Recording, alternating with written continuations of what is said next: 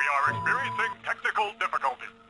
Please stand by. The market is always having technical difficulties, but MoneyLife can help. Every Friday, we're talking technical analysis. We've come for help and we're not leaving without it. Are you confused by the technical jargon and terms? This is what makes you confused! Don't you get it? This is confusing you right now, isn't it? Our guests will talk about the techniques they use each day to analyze the market and tell you what they see now in some of the market's numbers and charts. Please stand by. Technical difficulties are temporary. They'll tell you about the trends they see and how you might react to them to plow through the market's technical difficulties. Yeah, I'm pretty confused, all right. So stay tuned and get ready to cut through the confusion with Chuck Jaffe talking technical analysis on MoneyLife. I'm not just talking technical analysis. I'm talking it with Toni Turner. She is the president of TrendStar Group, the author of a book, Invest to Win. If you want more information on what she does, well, ToniTurner.com, on Twitter at Toni Turner Trade. Toni, welcome back to Money Life. Hey, Chuck. It's good to be here. Always glad to have you on the show. And when last we talked, we were looking at the Trump bump because we were in that pre-inaugural phase when everybody was still kind of enamored with the results of the election, or the market was at least enamored with the results of the election. Now we've gotten to where we got over the Trump hump. That was the 20,000 level, which had become a barrier. So the question now is which of the rhyming words is next? Is it Trump jump and we see things continue to go up, or is it Trump dump and it's time to see everything take a step back? Wow.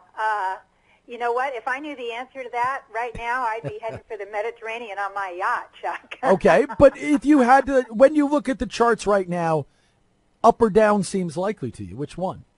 Yeah, up or down seems likely, obviously. The market only goes up, down, and sideways. And right now it's pretty much going sideways. We're in a wait-and-see mode here. Now, I'm going to attribute this. I'm going to back away a little from, I know we always, no matter who's in office, tend to blame whatever is going on in the market on our president, no matter who it is. But I'm going to back away from this because I've been looking at longer-term charts here. And I've been keeping an eye on the S&P 500 on a monthly chart, which is something that I like to do. You know, when you go to the doctor with an earache, he doesn't right away look in your ear. First, he takes your blood pressure, and if he's mean, he makes you get on the scales. And they listen to your heart, and they listen to your lungs, and on and on. And then, finally, the last thing he may do is, or she may do, is look in your ear and see if you have an ear infection. So I've been watching the S&P 500 on a monthly chart.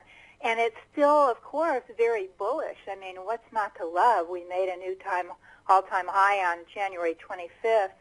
The only thing that kind of gives me pause here is that this bull market, and a lot of it we can blame on or attribute to low interest rates, started back in the second week of March in 2009.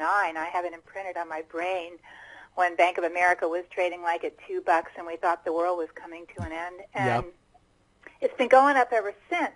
So what I'm thinking here is, although I don't think we can give one man credit for this or blame it on him either, I'm thinking that we may be due here maybe in March. March is typically when the market starts pulling back and stepping off the curb and thinking, hey, enough already. I've gone through the three best months of the year, November, December, January, I should say. And this is just, markets go up and down, Chuck, and I think this bull market is a beauty, and I think the Trump bump was a whole lot of fun, but I think at some point reality sets in here, and people start taking some profits. And my guess would be that toward the end of February or in March that we get some profit taking. Okay. But as we see profit taking slows a market down. It maybe even stalls growth. Profit taking is different from I see us getting to a spot where, wow, people are going to start to get very uncomfortable. So it'll be a slow market, but not an uncomfortable one? I'm thinking that, and of course, we don't know exogenous shocks. The word shock is used because we don't know what's going to happen until it happens. We don't know what's going to happen in the future, but I know the funny thing is when the market gets tired, something always happens to pull it into a reality check.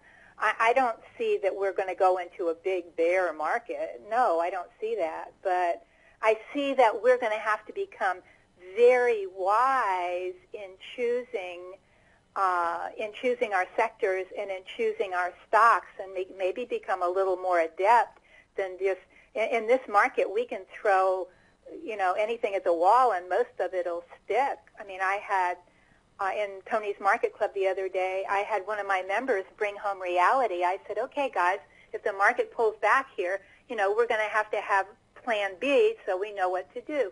And this one girl typed in the chat box, she said, I've never traded in a down market. What do I do? and she's been with me for like 7 years. And so I'm thinking, oh my gosh, there are people out there that thinks that the market basically only goes up. Yeah. And that's all. We just want to be wise here. Fortunately or unfortunately, I'm old enough to have been through a couple of bear markets, and it's not the end of the world, and it gives you great opportunities. And I'm not saying we're going to have one, but I'm saying we may need to get a little smarter here or a little more adept or pay more attention to what we put in our portfolios. Obviously, Toni, we're always taking a look at what goes into the portfolios, and we're looking for good guidance. And, yeah, it's a good step back when folks are able to say, hey, in my entire trading life, I've never really faced a bad market. Thanks so much for the perspective. We look forward to chatting with you again in the not-too-distant future. Thank you, Chuck. Toni Turner, everybody. She is the president of TrendStar Group. And if you want to learn more about the things she was talking about, you want to become part of that group of folks who are chatting with her and doing more, you're going to go to ToniTurner.com. You'll follow her on Twitter. She's at Toni Turner Trade. All right, this was a great way to get rolling on the Friday, February 3rd edition of Money Life, but we've got a lot more to go. Up next, Bill Stone will be here. He is Chief Investment Strategist at PNC Wealth Management. And later, the market call will include George Putnam III, editor of the Turnaround Letter. This is Money Life, and there's much more to come, so stay tuned.